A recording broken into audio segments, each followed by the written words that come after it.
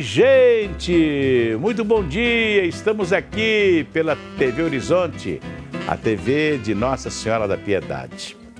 Pois é, o povo de Belo Horizonte se assustou com a decisão da Prefeitura de Belo Horizonte, que mandou retirar um anúncio luminoso que funcionava há muitos anos em Belo Horizonte, no topo do edifício JK, na Praça Raul Soares. Era um relógio digital, que tinha também a temperatura, né?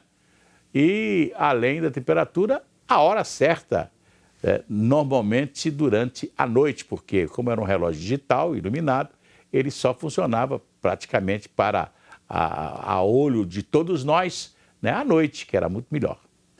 Mas nós temos uma lei aqui em Belo Horizonte, que é uma lei de posturas municipais, que foi aprovada há pouco tempo, e que proibiu esse tipo de coisa na cidade. Vocês hoje passam na Avenida Afonso Pena, a avenida está completamente escura, porque não tem mais nenhuma loja com anúncio luminoso. No momento em que nós temos o anúncio de LED, que é uma das coisas mais lindas do mundo, você vai em Tóquio, em Nova York, grandes cidades do mundo, você vê anúncio de LED ajudando a iluminar as cidades. Aqui não. Nós somos proibidos ter um anúncio de LED. Aliás, tem alguns anúncios de LED aqui que são nas bancas de revista, né? Ali, por exemplo, na confluência de Rua Caetés com a Avenida Afonso Pena e a Rua Curitiba, naquela confluência ali, tem uma banca ali que ajuda a iluminar a esquina. Veja só um anúncio de LED na banca. Se nós tivéssemos anúncio de LED por toda a cidade seria mais iluminada, né? Hoje a cidade está feia, cheia de problema. Aliás, o prefeito Alexandre Calil, né, autorizou a BH Trans a colocar sinais de avanço em todas as esquinas da Avenida Amazonas. Então, ao invés de colocar, no momento de muito movimento, né, um policial para ajudar a controlar o tráfego no momento de grande movimento, né, aí não, coloca-se um sinal de avanço. Quer dizer, se você, no afã de atravessar uma esquina da Avenida Amazonas, né, e lá na frente você enfrentar um congestionamento, se você não conseguir passar pelo cruzamento, o que vai acontecer? Você será multado. Então vai ser uma verdadeira indústria de multa em Belo Horizonte, na Avenida Amazonas, né? Infelizmente, você tem que falar isso, porque as pessoas não estão entendendo o que está acontecendo na Avenida Amazonas. Tem gente lá que deve ter sido multado esse final de semana inteiro, porque puseram, esse negócio começou a vigir desde quarta ou quinta-feira passada, né? Então, ao invés de colocar policiamento do trânsito, coloca um instrumento para multar motorista em Belo Horizonte. Não estou dizendo que a multa ela não seja importante, porque às vezes quando a coisa dói no bolso, é que as pessoas, né, passam a prestar mais atenção naquilo que estão fazendo, principalmente em dirigir na cidade. Mas que é uma indústriazinha de multa, né, infelizmente. Olha aqui, eu quero falar agora das pílulas de Lucem. Vai tudo bem, muito bem, muito bem, muito bem, muito bem, muito bem, bem, bem. Com pílulas de Lucem, sabe aquela dorzinha a urinar, aquela sensação de queimação e ardor? Tudo isso acaba com as pílulas de Lucem. Olha, combate tudo isso. São 80 anos de mercado. Pílulas de Lucem. Se persistirem os sintomas, o médico deverá ser consultado. E hoje nós estamos recebendo aqui o Silvio Saldanha, que mais uma vez vem conversar conosco sobre uma coisa muito importante que é moradia própria, né, Silvio? Exato. Bom dia. Bom dia, Ciro. Patrícia. Muito bom dia, Silvio. Bom dia para os nossos telespectadores. Uma excelente terça-feira. Pois é, Patrícia. E nós vamos conversar com o Silvio hoje aqui. Aliás, tem uma coisa muito interessante, Silvio, que aconteceu nos últimos dias aí, que o governo mandou... Meu pai era comerciante. E aí a pessoa chegava assim perto dele, às vezes, eu lembro daquela época quando subia assim, 10 centavos no preço do açúcar, 10 centavos no preço do café, coisas que eram, para nós hoje, muito pequenininha, mas as pessoas falam assim, ô, senhor José, você não está roubando não, senhor, minha filha, eu estou pagando imposto para roubar. Uma outra coisa que ele assim, escuta aqui, Não baixou nada não, seu José. Isso não baixou não, minha filha. A única coisa que baixa nesse país é a borracha da polícia. Mas mesmo assim, nem isso estava acontecendo mais. Mas o governo baixou juros, irmão, da casa própria. Que negócio é esse? Pois então, na verdade, o que aconteceu, né? O governo baixa o juro do contrato, mas muda o fator de correção. Porque o financiamento imobiliário, ele tem um juro, que é um juro pré-fixado. Antes era de quanto? Quer dizer, agora antes em torno de 8, 8,5%, 9% ao ano. E agora? Né? Agora fica em torno de 4,5%, 5% ao ano. Baixa o juro, aquele fixado que se aplica em todas as prestações, mas o contrato ele tem uma correção, que no contrato modelo antigo era TR, poupança, limitado à taxa Selic, não é verdade? Que vem ficando zerado. Né? Ao passo que, mudando para o IPCA, você acompanha a inflação. Então, baixa o juro, mas a correção vai acabar ficando um pouquinho maior do que na prática hoje. Pois é. Silvio, não tem mágica, na verdade. Tem né? uma coisa interessante, é o seguinte. Vamos colocar isso em miúdo para o telespectador entender. Se você... Vamos arredondar. 5% do financiamento do imóvel. Você pediu vamos supor, um financiamento de 500 mil para comprar uma casa, um apartamento, sei lá, né?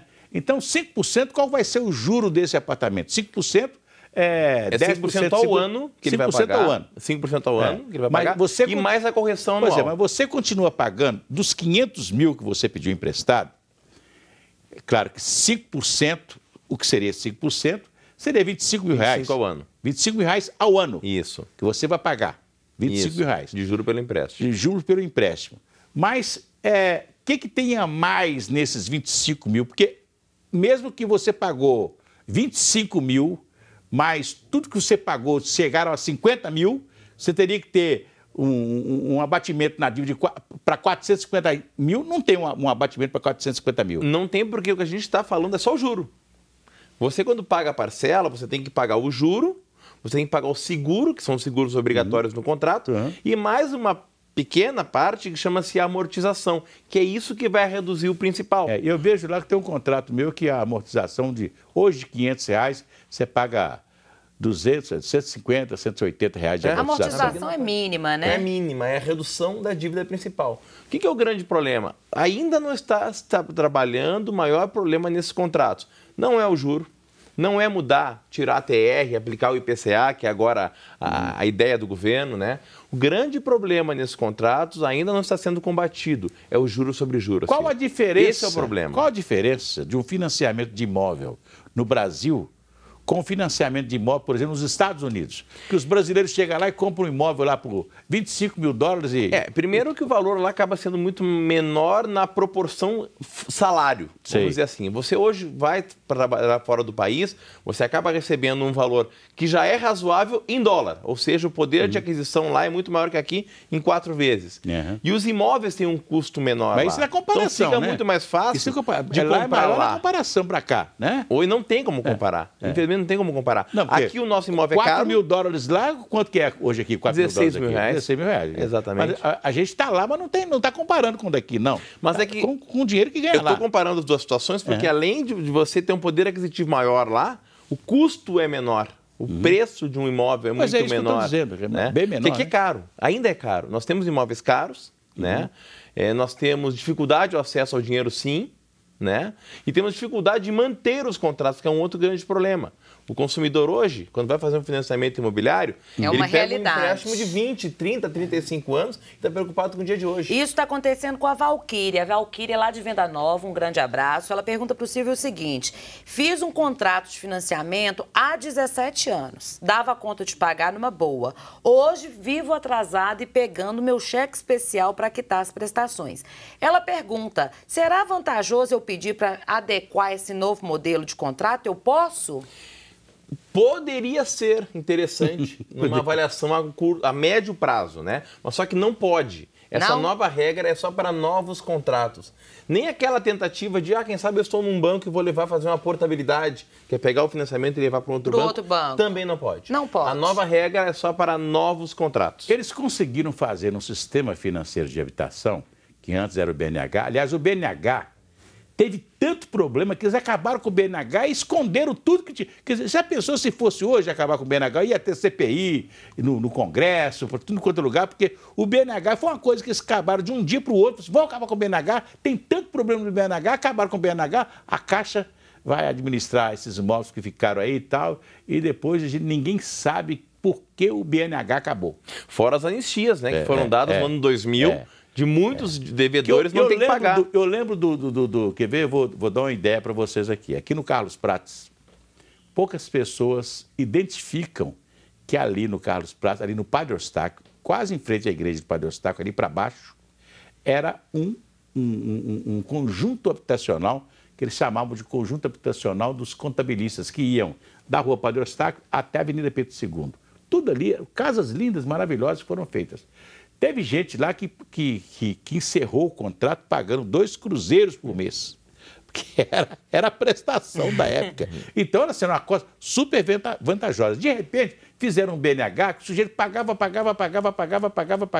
10 anos depois, estava devendo o triplo do que ele comprou, porque a inflação alta muito que nós tínhamos no Brasil, aquela coisa toda. Isso está acontecendo aqui também. Então, hoje, o financiamento está melhor do que aquele que era do BNH. É que antigamente, o contrato ele tinha um critério para reajuste na prestação, que era o plano de equivalência salarial. Só aumentava a prestação o mesmo percentual que o seu salário aumentava. E o saldo devedor não acompanhava, ele era corrigido por poupança mensal. Então, quando você tinha um reajuste na prestação, tinha 12 no saldo devedor. Por isso que você pagava, a amortização ficava negativa, porque o que você pagava não cobria nem os juros. Não dava para cobrir, nem né? os juros. Então, a dívida ficava monstruosa. Você Daqui a pouco mais. nós vamos continuar a conversa. Antes, eu vou falar aqui de uma medicação fantástica, maravilhosa, que o Brasil conhece. E que sempre tem uma musiquinha que diz assim: se a criança acordou, dorme, dorme, menina, tudo calmo ficou, mamãe tem Auricedina. É um analgésico e antisséptico de uso local para adultos e crianças. Todo mundo sabe. Dor de ouvido, Auricedina. Se persistir os sintomas, o médico deverá ser consultado. Vou deixar uma pergunta sua para o próximo bloco, que é muito interessante a gente perguntar sobre isso, né? Porque nós tivemos aí esses tipos de financiamentos, né? Que, igual você disse, que agora o financiamento de hoje, ele é diferente daquele financiamento, né? Lá da época do BNH. Mas mesmo assim, tá difícil ainda fazer um financiamento de casa própria, porque de repente o sujeito paga e não consegue pagar o imóvel do jeito que ele gostaria de pagar. O que nós vamos ter que fazer para melhorar isso? Você responde daqui a pouquinho.